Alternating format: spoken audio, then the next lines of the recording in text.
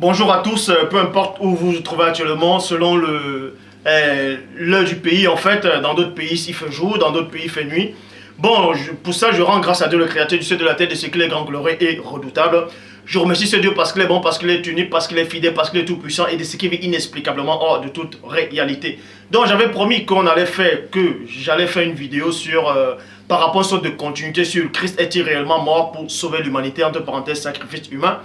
Donc, parce que vous savez qu'il est dit dans Proverbe 19.2 que le manque de science n'est bon pour personne. Et dans Proverbe 25.2, la gloire de Dieu est de cacher des choses et la gloire des rois est de sonder les choses. Parce que vous savez qu'actuellement, dans les temps décisifs dont nous vivons, il y a plein de ceux qui sont autoproclamés pasteurs, révérends, bishops, maréchal, apôtres, prophètes, diacres, hommes de Dieu, inspirés, qui viennent enseigner des choses en disant que Dieu les a dit, Dieu les a donné telle et l'autre révélation. Vous savez que tous ceux dans les assemblées religieuses chrétiennes, peu importe votre confession, ils disent constamment que Dieu a envoyé Christ pour que Christ meure pour l'humanité. Donc on va donc voir si Dieu a réellement envoyé Christ pour que Christ meure lui-même par rapport pour les sacrifices humains, ou Christ s'est-il réellement sacrifié de lui-même, comme j'avais expliqué dans la première partie. Pour ça, on va toucher dans Matthieu chapitre 21 au verset 33 dans la Bible Parole de vie qui dit: écoutez une histoire. Donc, vous comprenez ici que Christ a changé des mots, des langages avec quelques personnes qui étaient en face de lui. Donc, il les a proposé une parabole. Il a dit: écoutez cette histoire dans la Bible Parole de vie, dans Matthieu 21, verset 33.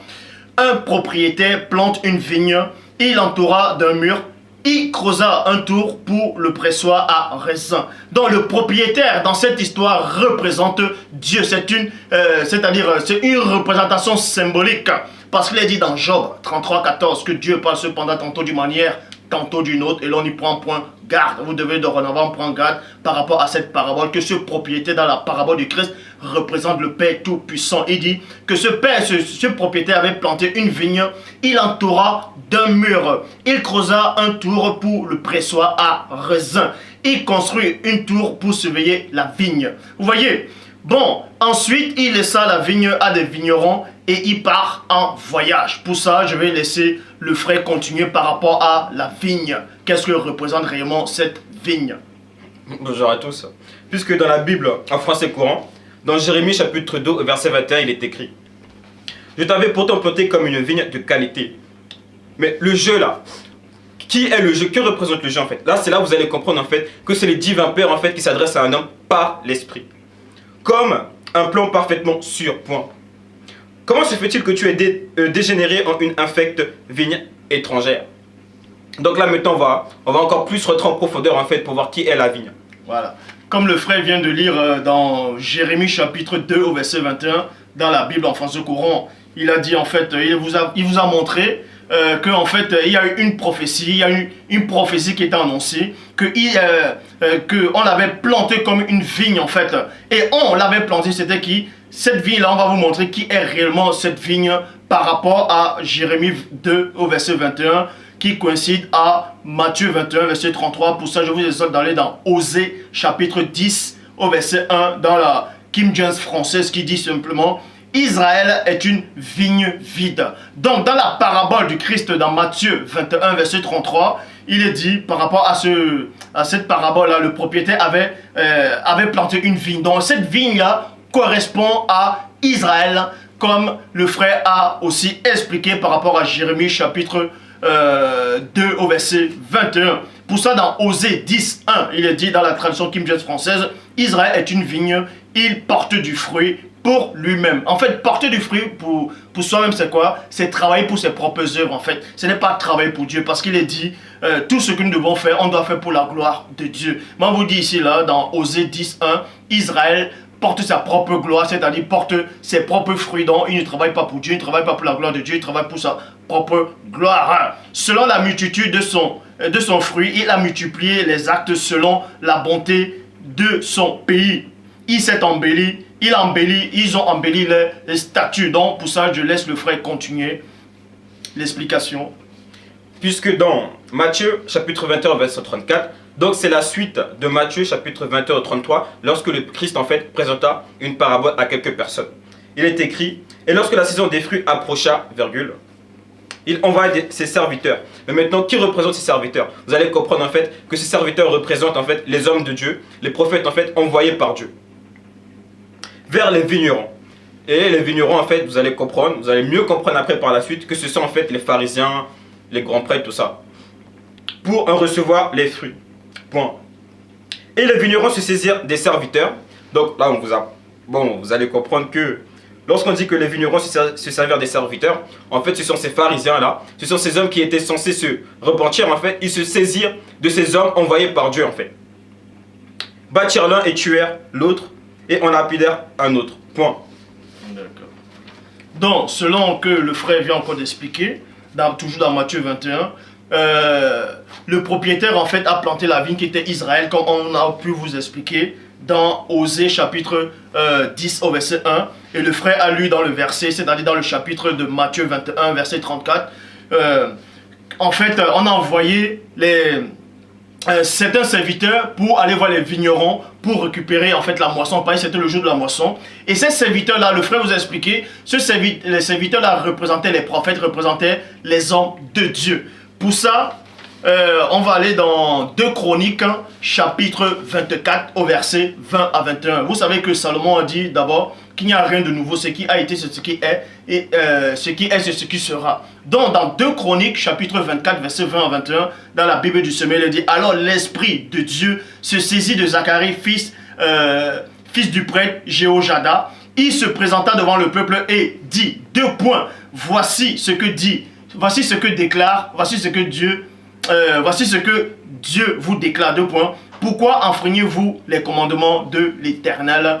Point d'interrogation. Vous ne réussirez pas, vous ne réussirez rien, puisque vous avez abandonné l'Éternel. Il vous a abandonné. Vous voyez, il vous a abandonné. Alors les gens complotaient contre lui et on le tua à coups de pierre, c'est-à-dire le lapider. Ça, c'était la lapidation. Sur l'ordre du roi, dans le pavis de l'Éternel. Donc, vous voyez ici, là, dans 2 Chroniques, chapitre 24, versets 20 à 21, on l'a fait exactement comme les serviteurs de ce propriétaire qui représentait Dieu dans la parabole dont Christ a annoncé dans Matthieu 21. Pour ça, je laisse le frère continuer l'enseignement. Dans la suite, dans Matthieu chapitre 21, versets 36 à 37, dans la Bible second 21, il est écrit, il envoya encore d'autres serviteurs, en plus grand nombre que les premières. Donc, vous voyez qu'après tout ce qu'ils ont fait là, les hommes qui étaient envoyés pour eux, ils les ont lapidés, ils les ont tués, le divin Père envoie encore d'autres prophètes, d'autres serviteurs, car il est écrit que ce que Dieu souhaite, ce n'est pas que les méchants meurent, mais que c'est de sa voix et vivent. Il envoya encore d'autres serviteurs, virgule, en plus grand nombre que les premiers, et les vignerons les traitèrent de la même manière. Point. Enfin, virgule, il envoya vers eux son fils en se disant 2 points. Ils auront du respect pour mon fils. Donc là, en fait, vous allez comprendre en fait, c'est là maintenant le cœur du message. Puisque on vous montre en fait que le fils n'a pas été envoyé, en fait, on n'a pas envoyé se faire tuer. Puisque le père lui-même il dit, ils auront du respect pour mon fils. En fait, ils vont savoir que lui là, c'est un homme spécial en fait, que c'est le fils premier-né. Et là, ils vont dire, ah, bon, quand je dis, en fait, ils vont comprendre en fait que cette personne-là, sa place qu'il a, cette position qu'il a, en fait, ils auront du respect. Ils vont le voir, en fait, c'est là où ils vont écouter, en fait. Non, mais ce que eux ils ont fait, en fait, puisqu'il est écrit dans Jean chapitre 11, verset 53. Voilà, dans Jean 11, 53, il est dit, dès ce jour, il résolut de le faire mourir. Donc, le frère, il a touché un verset très important. Il est entré même dans le cœur du message même. C'était dans Matthieu 21, verset 36 à 37, qui vous dit que par là, le propriétaire, quand il avait jadis envoyé certains serviteurs, on les a lapidés. On a lapidé d'autres en fait. Il a encore envoyé d'autres serviteurs en grand nombre. Et le frère vous a fait comprendre en fait que Dieu est tellement bon dans sa bonté éternelle, a toujours envoyé d'autres serviteurs en fait. Et ces serviteurs, c'était les prophètes pour avertir le peuple d'Israël de revenir, de se repentir, de revenir à la bergerie. Donc, ils ont toujours tué, en fait, ils n'ont pas compris. Et ce propriétaire qui représente Dieu dans la parabole de Matthieu 21 a envoyé maintenant son propre fils, c'est-à-dire le fils premier-né, le Christ, en disant, bon, ces vignerons maintenant auront du respect pour mon fils. Et le frère vous a expressément expliqué que dans cette parabole, dans ces propos de Christ, quand Christ a sorti les paroles qui sortaient de sa bouche, en fait, il vous a pas dit que le propriétaire a envoyé son propre fils pour que ce fils aille mourir. Vous voyez? Mais il a plutôt envoyé le fils pour que le fils aille parler comme ses premiers serviteurs qu'il avait envoyés, qu'on avait lapidés, en disant maintenant quand il va envoyer son propre fils, vu que les vignerons sauront que lui là ce n'est pas un simple serviteur, c'est le fils même du propriétaire, ils auront plus de respect pour le fils du propriétaire, donc ils vont l'écouter. Donc et c'est là où dans Jean chapitre 11 au verset 53, dès ce jour il résolut de le faire mourir. Donc les vignerons aussi qui représentaient les pharisiens, qui représentaient ces gens-là qui sont autoproclamés en fait, ont vu le fils, ils ont dit tiens, voilà le propriétaire aussi a envoyé le fils. Et ce fils qui représente le Christ, ils ont dit maintenant on va comploter, on va le tuer. Donc vous voyez que Dieu n'a pas envoyé le Christ pour que Christ meure. Christ s'est sacrifié de lui-même parce qu'il dit il n'y a pas le plus grand amour que de donner sa vie pour ses amis. Et en tant que bon berger, il donne sa vie pour ses brebis. Et j'ai expliqué cela dans la première partie. Donc, nulle part, il est dit que Dieu a envoyé Christ pour que Christ meure. Et parce que plein de gens lisent beaucoup la Bible comme Tintin au Congo dans Jean 3, 16. Que Dieu a tant aimé le monde qu'il a envoyé son fils, afin que quiconque croit en lui ne périsse pas mais qu'il a la vie éternelle. Nulle part dans Jean 3, 16, il est dit Dieu a tant aimé le monde qu'il a donné son fils pour que son fils meure pour le péché de l'humanité. Vous voyez, mais en fait c'est le fils qui doit, c'est-à-dire le fils doit parler de la part du Père. Comme il est dit dans Deutéronome 18, je mettrai mes paroles dans la bouche de ce prophète. Quiconque écoutera ce prophète, en fait vous allez comprendre qu'il aura la vie. Celui qui n'écoutera pas ce prophète va être retranché du pays. Pour ça je laisse le frère continuer. Dans Matthieu chapitre 21, versets 38 à 39, dans la Bible de l'épée. Mais quand les vignerons virent le fils, ils dirent entre eux deux points, c'est ici l'héritier, venez, tuons-le, et saisissons-nous de son héritage. Et l'un en prit et le tuèrent, ils le jetèrent hors de la vigne, et le tuèrent. Point. Voilà. Donc le frère vient de lire en fait la continuité, et ces vignerons ont donc attrapé le Christ, c'est-à-dire attrapé le fils de la parabole, le fils du propriétaire, ils ont dit amenons-le hors de la vigne et on va le tuer. C'est pour ça qu'il est dit dans Matthieu 21, verset 45, dans la Nouvelle Bible seconde, il est dit après avoir entendu ces paraboles, les grands prêtres et les pharisiens compris que c'était d'eux qu'ils parlaient. Vous voyez, donc Christ a bien résolu ici là dans Matthieu chapitre 21, la parabole en fait de la vigne. La vigne correspond à Israël et le propriétaire correspond à Dieu. Et les serviteurs correspondent aux prophètes, aux messagers que le Père Tout-Puissant a envoyés par sa toute divine puissance.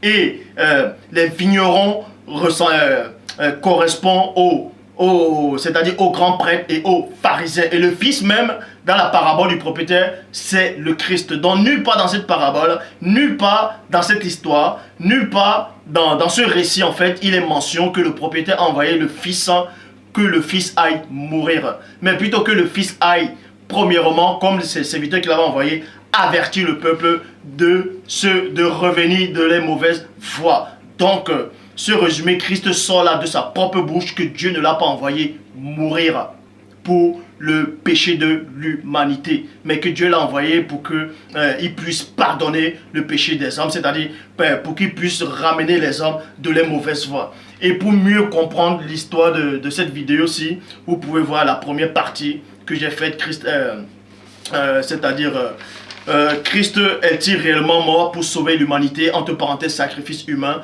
dont le sacrifice de Christ n'était pas un sacrifice humain, il s'est sacrifié en tant que bon berger. Et Israël, les brebis perdues de la maison d'Israël, c'était les brebis en fait, il est mort pour ces brebis. Donc je laisse le frère pour clôturer la vidéo. Voilà, tout a été dit, donc ça a été bien clair et on en a terminé. Vous voyez l'aquarium là. Le Père s'est encore glorifié.